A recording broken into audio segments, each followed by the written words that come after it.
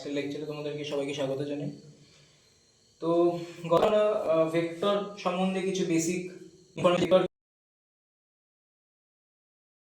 এবং আমরা দুটো ভেক্টরের মধ্যে কি করে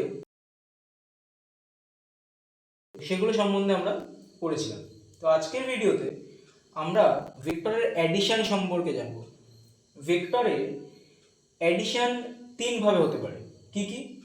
একটা হচ্ছে ট্রায়াঙ্গেল ল, একটা হচ্ছে প্যারালেলোগ্রাম ল এবং আরেকটি আছে পলিগন ল। তাহলে ট্রায়াঙ্গেল ল ভেক্টর অ্যাডিশন, হ্যাঁ, ভেক্টর অ্যাডিশন তিন প্রকারের। প্রথমে হচ্ছে ট্রায়াঙ্গেল ল, তারপরে হচ্ছে প্যারালেলোগ্রাম ল, তারপরে হচ্ছে পলিগন ল। ঠিক আছে?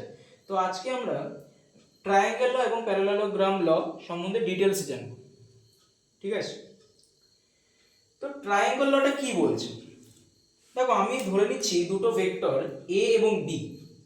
ঠিক আছে? দুটো ভেক্টর আমি এ এবং বি ধরে নিচ্ছি এবং দুটো ভেক্টর বি, এই যে এ এবং বি কে দেখো আমি মনে করো এইভাবে যুক্ত করলাম। তার মানে কিরকম? মনে করো এ পজিশনে তোমার বাড়ি, হ্যাঁ, এ পজিশনে তোমার বাড়ি এবং এইটা মনে করো কিউ পজিশন, কিউ পজিশনে তোমার স্কুল। তুমি কিন্তু চাইলে এ থেকে কিউ পজিশনে, যা এটা যে শর্টেস্ট ডিস্টেন্স, ঠিক আছে, যখন আমরা ডিসপ্লেসমেন্ট করব কাইনেমেটিক্স চ্যাপ্টারে তখন আমরা ডিটেলসে জানবো। ঠিক আছে, বিষয়টা যে কি অ্যাকচুয়ালি শর্টেস্ট ডিস্টেন্সটা কি, এটাকে বলা হয় ডিসপ্লেসমেন্ট এবং এই টোটালটাকে বলা হয় ডিস্টেন্স। ঠিক আছে? তো আপাতত দেখো, আমি যদি এ থেকে কিউ পথে, যেটাকে আমরা বলছি শর্টেস্ট ডিস্টেন্স, ঠিক আছে, আমরা সেটা না গিয়ে মনে করো পি পজিশনে তোমার কোনো একটা বন্ধুর বাড়ি আছে, তুমি কি করলে? এ থেকে চলা শুরু করলে, হ্যাঁ, এটা মনে করো তুমি এ থেকে তুমি চলা শুরু করলে এবং পি অবধি গেলে। তাহলে তুমি কিন্তু ডিরেক্ট স্কুলে গেলে না, তুমি কি করলে? এ পজিশন থেকে চলা শুরু করলে এবং তুমি গেলে পি পজিশন পর্যন্ত এবং পি পজিশন থেকে চলা শুরু করলে দেন তুমি গেলে কিউ পজিশনে এবং কিউ পজিশনে তোমার স্কুল আছে, হ্যাঁ, কিউ পজিশনে তোমার স্কুল আছে।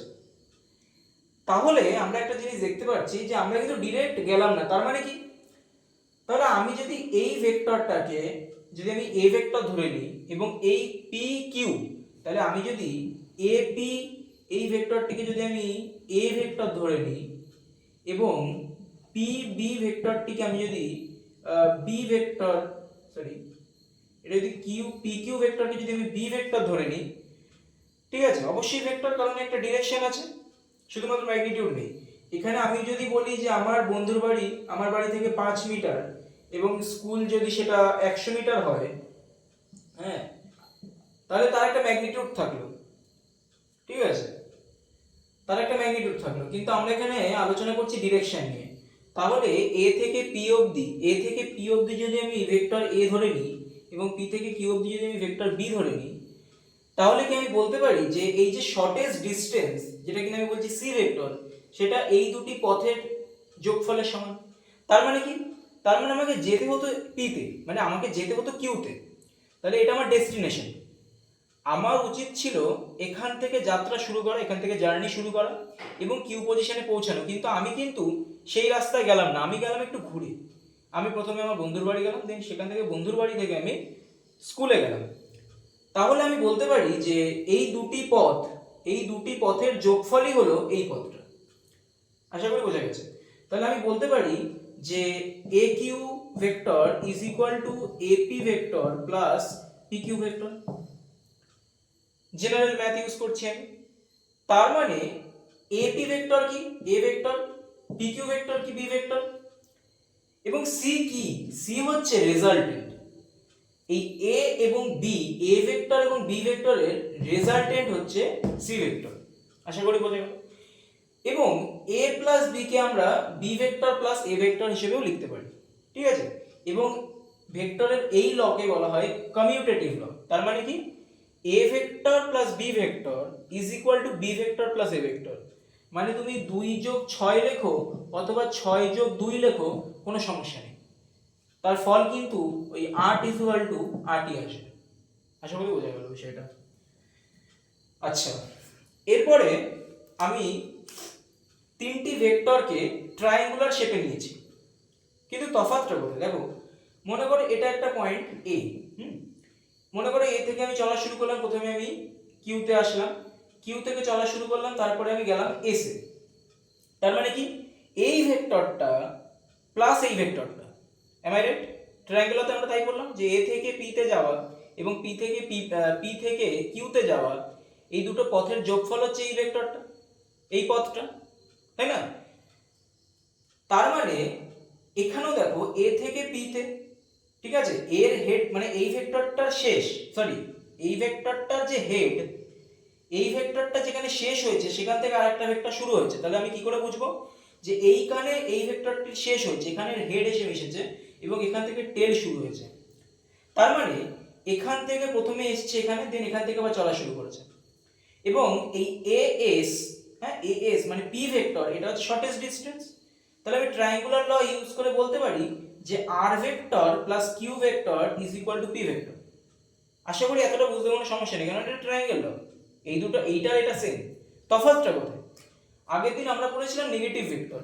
যদি ভেক্টর সেম ভেক্টর কে যদি আমি অপোজিট করে দিই তাহলে তাকে বলা হয় নেগেটিভ ভেক্টর, মানে সেম ভেক্টর, ভেক্টরের ম্যাগনিটিউড সেম এবং ভেক্টরটা নিজেও সেম, কিন্তু আমি কি করলাম ভেক্টরটির ডিরেকশন চেঞ্জ করে দিলাম। তাহলে ভেক্টরটি ছিল এরকম, হয়ে গেল এরকম, তাহলে সেটা কি রকম হবে? মাইনাস। তাহলে এখন আমরা কি বলবো যে ভেক্টরটি তাহলে এখন দাঁড়াচ্ছে কিরকম? A S Q. তাহলে প্রথমে ছিল এ থেকে কিউতে গেলাম, দেন কিউ থেকে এসে গেলাম, এবং এবারে হলো এ থেকে এসে আসলাম, দেন এস থেকে কিউতে গেলাম। বোঝা গেল তো বিষয়টা? যেখানে হেড শেষ মানে যেখানে একটা ভেক্টর শেষ সেখানে আরেকটা ভেক্টরের শুরু। তাহলে এই দুটি ভেক্টরের যোগফল সমান সমান এই ভেক্টরটি, কেননা এটা হচ্ছে শর্টেস্ট ডিসটেন্স। আমার যাওয়ার কথা কিউতে, আমি এ থেকে কিউতে আসতে পারতাম, তার মানে এ থেকে কিউতে যদি আমি ডিরেক্ট আসতাম এটা হচ্ছে শর্টেস্ট ডিসটেন্স। এবং আমি সেটা না করে আমি কি করলাম, প্রথমে এ থেকে এসে গেলাম এবং এস থেকে কিউতে আসলাম। তাহলে এই দুটি ভেক্টরের যোগফলই হলো আর ভেক্টর। তাহলে আমি যদি সেটাকে লিখি এইভাবে যে P vector plus minus Q vector, কেননা এই ভেক্টরটি কি নেগেটিভ ভেক্টর, এই ভেক্টরটি কিউ ভেক্টরের অপোজিট ভেক্টর, হ্যাঁ, তার মানে ডিরেকশন চেঞ্জ করা, ভেক্টর সেম, এই ভেক্টরটি সেম, কিউ ভেক্টর কিন্তু সেম, আমি শুধুমাত্র তার ডিরেকশনটিকে চেঞ্জ করে দিয়েছি, তার ম্যাগনিটিউড সেম এবং ফিজিক্যাল কোয়ান্টিটিও সেম। তাহলে আমি যদি আমি আমি নরমাল ট্রায়াঙ্গুলার ল ইউজ করছি যে পি, তাহলে এই পথটা প্লাস এই পথটা ইজ ইকুয়াল টু এই পথ, তাহলে P plus minus Q vector is equal to R vector. তাহলে আমি এটাকে এইভাবে লিখতে পারি P is equal to Q plus R vector. ঠিক আছে, তাহলে এটা গেল ট্রায়াঙ্গেল ল, যে ভিডিও পজ করে এটাকে নোটস করে নিতে পারো। ঠিক আছে, এইবারে আমাদের রয়েছে প্যারালালোগ্রাম। দেখো প্যারালালোগ্রাম ল কিছু না, হ্যাঁ এটাও ট্রায়াঙ্গেল লয় আমরা কি শিখলাম যে রেজাল্টেন্ট ভেক্টরকে আমরা বলছি A vector plus B vector, এবং এটা আমরা ট্রায়াঙ্গুলার শেপে শিখলাম। কি বললাম, বোঝা গেল বিষয়টা? হ্যাঁ, এবারে এই যে প্যারালালোগ্রাম ল অফ ভেক্টর অ্যাডিশন, এটাও সেম, এটা কোনো মানে ডিফারেন্ট কিছু না। এখন এক একটা জিনিসকে, যেমন মনে করো তুমি পড়ছো ভেক্টর, ভেক্টর কি? Vector is a physical quantity which have some magnitude and direction. কিন্তু আমি ভেক্টরের অন্য একটা ডেফিনেশন লিখতে পারি যে vector is a physical quantity of tensor of rank 1। এটা একেবারে নতুন বিষয়, টেন্সর কি আমাদের জেনে তো লাভ নেই, হ্যাঁ, কিন্তু ভেক্টরকে আমরা এভাবে ডিফাইন করতে পারি যে টেন্সরের র্যাঙ্ক 1 কি বলা হয় ভেক্টর, এবং র্যাঙ্ক 0 কে বলা হয় স্কেলার। ঠিক আছে, এবং র্যাঙ্ক 3 কে বলা হয় ম্যাট্রিক্স। বুঝা গেল? তাহলে vector is a physical quantity of tensor of rank 1। তাহলে আমি ভেক্টরের ডেফিনেশন কিন্তু এটাও বলতে পারি, তার মানে একটা বিষয়কে শুধুমাত্র একটা পদ দিয়ে ডিফাইন করা যায় না, তার আরো অনেক পদ থাকতে পারে। ঠিক তেমনি প্যারালালোগ্রাম লয়ে কি হয়েছে, এখানে আমি একটা প্যারালালোগ্রামকে আমি মনে করো ইমাজিন করেছি, হ্যাঁ, এবং কিউপি হচ্ছে সেই প্যারালালোগ্রামের ডায়াগোনাল। ঠিক আছে, তাহলে আমি যদি এটাকে একটা প্যারালালোগ্রাম যদি আমি ইমাজিন করি, তার মানে কি, যদি এটা মনে করো কোনো একটা যদি পয়েন্ট হয় এস, তার মানে Q A is equal to, sorry এটা যদি, এটা মনে করো একটা পয়েন্ট, হ্যাঁ এটা মনে করো একটা পয়েন্ট, যাই হোক টি, তাহলে কিউ টি সমান সমান এস পি এবং পি টি সমান সমান এস কিউ, তাই না? তাহলে প্যারালালোগ্রামের এই যে ডায়াগোনাল যেটাকে আমরা বলছি সি ভেক্টর, সেটাও কিন্তু C is equal to A plus B. কি বললাম, বোঝা গেল? তাহলে প্যারালালোগ্রাম আলাদা কিছু না, এটাও ওয়ান টাইপ অফ মানে ট্রায়াঙ্গেল লকে আমি বলছি যে resultant is equal to A vector plus B vector, সেটা আমি ট্রায়াঙ্গেল দিয়ে দেখাচ্ছি, আর প্যারালালোগ্রাম দিয়েও আমি সেম দেখাচ্ছি। তার মানে আমি একটা জিনিসকে বিভিন্নভাবে ডিফাইন করতে পারি। তার মানে কি, 2 যোগ 2 4 হয়, তার মানে এটা না যে 6 মাইনাস 2 4 হবে না। তাহলে আমি 4 কে আনার জন্য অনেক কিছু উপায় অবলম্বন করতে পারি। আমি 2 কে যদি 2 দিয়ে গুণ করি তাহলেও আমি 4 পাবো, যদি আমি 1 কে 3 দিয়ে যোগ করি তাহলেও আমি 4 পাবো, হ্যাঁ যদি আমি 8 কে 4 দিয়ে বিয়োগ করি তাহলে আমি 4 পাবো। তাহলে 4 কে পাওয়ার পদ্ধতি শুধুমাত্র 2 যোগ 2 না। তাহলে আমরা একটা বিষয়কে নিয়ে আসার জন্য অনেক কিছু ভাবে ডিফাইন করতে পারি, ঠিক আছে? তো এইবারে প্যারালেলোগ্রাম দিয়ে আমরা একটা ফর্মুলা ডিফাইন করব যে C is equal to A square plus B square plus 2ab cos theta. এই সূত্রটা এবার আমরা প্রুফ করব।